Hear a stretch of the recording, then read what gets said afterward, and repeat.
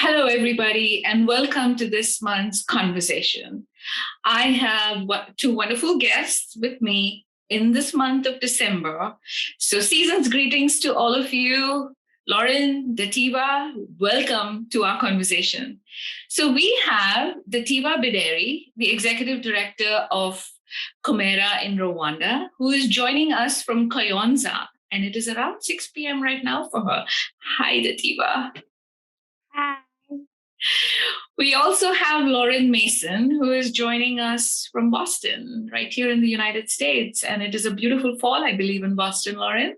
It's beautiful. Thank you so much for having me. Season greetings to everyone. So, Lauren, let's get started. I believe you have a PowerPoint presentation to share with us. Yes, I do. Thank you so much. We're so thrilled to speak with you all today. We're going to start to share a little bit about Rwanda to kick off our presentation about the work that we do in rural Rwanda. Dativah. Thank you so much. Rwanda is in East African country, and we have a population of 2 million plus live here, and Rwanda is the smallest country in Africa, but very populated. And we have been great strides in education quality, although big challenges still exist for girls who want to attend secondary school and university. Universal primary school education for girls and boys, although uniforms, books, etc. are considered personal costs. Mm-hmm. So we've been working in Rwanda for a decade now, and there is a lot of need for growth still. Our work is always focused on women and empowering women leaders. Rwanda was just this year ranked number 7 from the World Economic Forum on gender equity, and yet there is still much work to be done, especially in the rural communities. There are a lot of women and girls who are looking for opportunities, have the passion and desire and interest to pursue education and economic business opportunities, and yet they don't have the resources or support to do so. And that's where Komera comes in. And Dativah can share a bit more about specifically the work we do on empowering women. Yeah, we empower women readers through mentorship, where we have mentors in all the schools we work with, where we send our girls. We support girls in providing school fees, and all the scholastic materials for these young girls to be in school. So every school that we partner with provide mentorship to those schools, and we also develop self-confidence in them and all leadership schools so that they become future Rwanda leaders. Mm-hmm. The word Komera is a Kinyarwandan word that means be strong and have courage. And Komera has been working in the Kayonza district of Rwanda for a decade. Our mission is to develop self-confident young women through our 3 pillars: education, community development, and health, which also encompasses sport. Our goal is that young women are able to lead change in their community and become confident leaders in their own communities and families. It's important to us to invest in women, not only in our programs, but also in our team. And we have a 100% female staff, both in the US and Rwanda, including our directors. So we're very proud of that. Our programs are holistic in nature. We have a support system that includes not only a focus on education, as we believe that's a pathway out of poverty, a pathway for future potential, but also investment in community and family. We know that a girl cannot succeed on her own, and so she needs a community of support around her.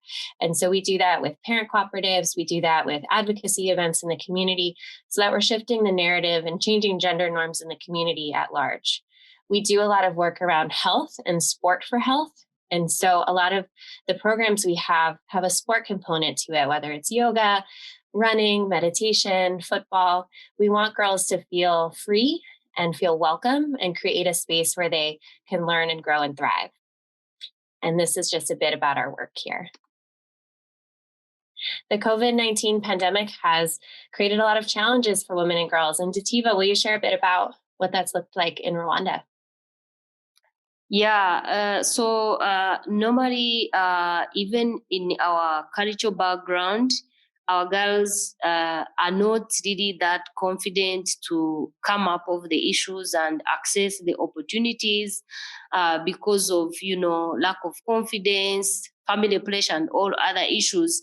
And so pandemic has really increased the burden, not only to Rwandan girls and particularly Kayonza area where Komera works, but it is an issue globally. Pandemic has affected girls, but specifically in Rwanda, we've gone through strict lockdowns. Schools were closed over 8 months, and girls lost hope for the future, if the schools will be reopened, if they will be back to school. Some started thinking of, getting married as the option they had. High rates of teenage pregnancies has increased because girls were redundant at home, not being in school.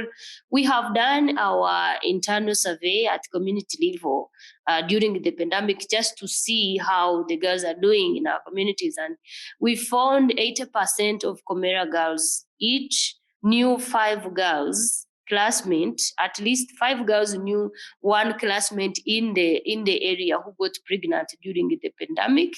There was also a lot of family conflicts and home for conflicts during the pandemic. A lot of responsibilities as it is always a responsibility for women to take care of her children and the household. So the issues have been there for women and girls, but pandemic had made it very worse. Mm-hmm. And as Dativah said, these issues have really become more complex and burdensome, especially on women and girls. We're thrilled to start this initiative, the Girls' Sexual Reproductive Health Initiative, that is twofold. It currently will address the issues at hand in supporting teen moms who are already pregnant, already struggling, and really vulnerable in the community. And then the second part is on prevention, focusing on ways that we can support future generations of women and girls to protect themselves, to have confidence, to access the resources and knowledge that they need to have agency to make change in their lives. Dativah, will you share a bit about the Teen Mom program and the adolescent girl work that we're doing? Yeah, we already have 250 teen moms in the program.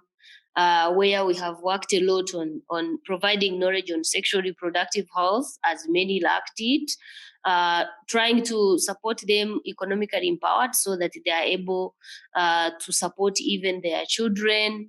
We have worked a lot on breaking the shame that has always been seen on them when they get pregnant,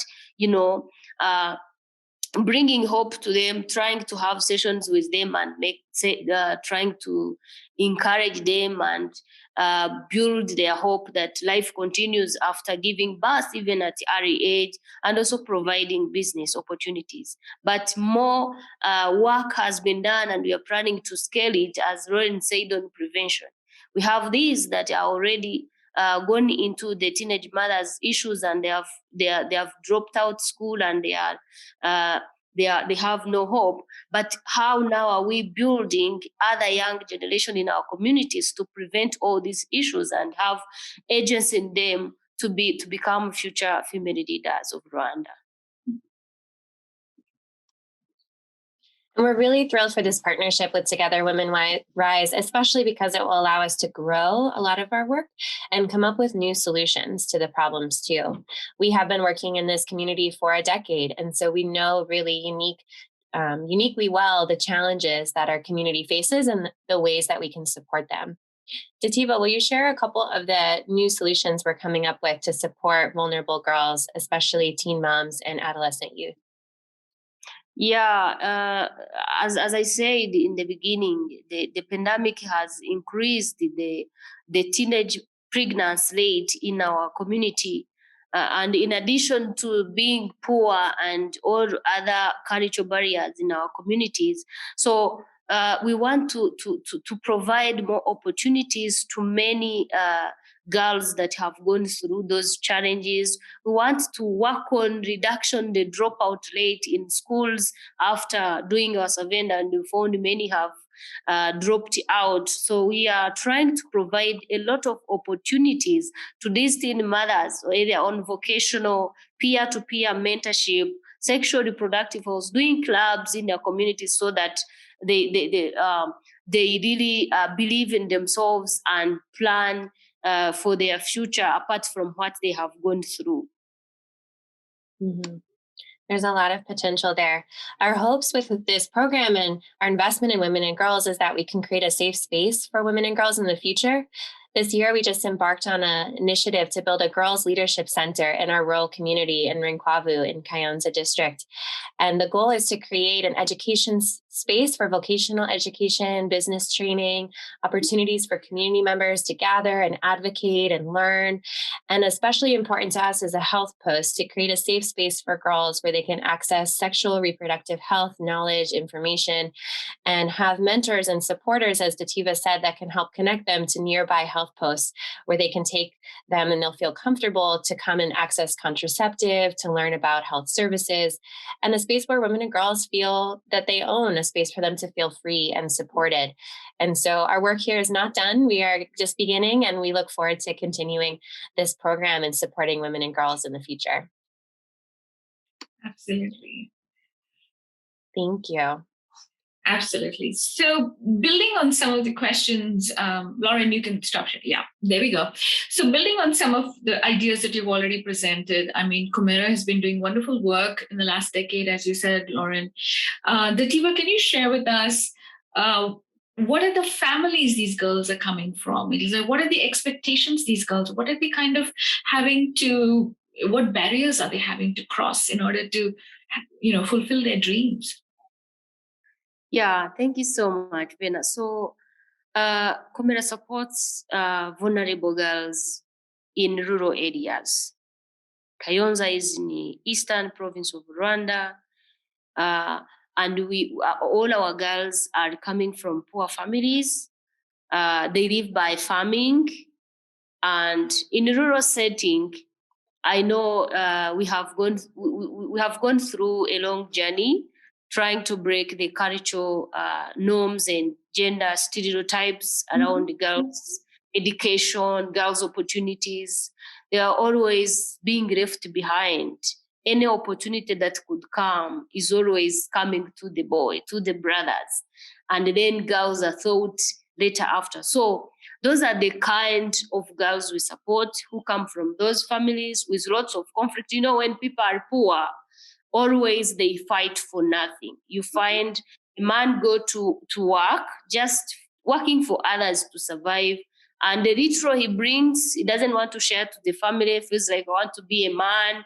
I want to have my pocket aside. So just, so that's the family, the kind of a family where this girl grew up from. A family that is not balancing the power. A family that is always depending to the man, and the man who is not really that responsibility, doing the responsibility as a man at home. So that's the life, living by farming, having values that are really not giving a girl room to experience her opportunities and discover herself. So basically, that's the type of the girls we work with and we support. Yeah. So isn't that interesting, right? Around the world, we have always seen this, that when you give a man more money, he kind of spends it on himself. But if you give women and girls more money, they often spend it on their children, on their families, on nutrition, on health. And that is a given. So tell us a little bit about the situation that the girls are finding themselves in the teenage pregnancy. Are they moving towards child marriage? Do the partners play any role? What is the scenario that you're having with the men and the boys in their lives? So the causes are complex. It's just more than one cause. Some are being, caused by poverty, coming from such a family background I was trying to explain. And then there is also peer pressure, from the colleagues at school. Some from being ignorant to the SLH knowledge, she doesn't know how to negotiate sex. She doesn't hold this power. She doesn't believe in herself. In the cultural beliefs and being in that community background, you find that the girls are not allowed to negotiate sex.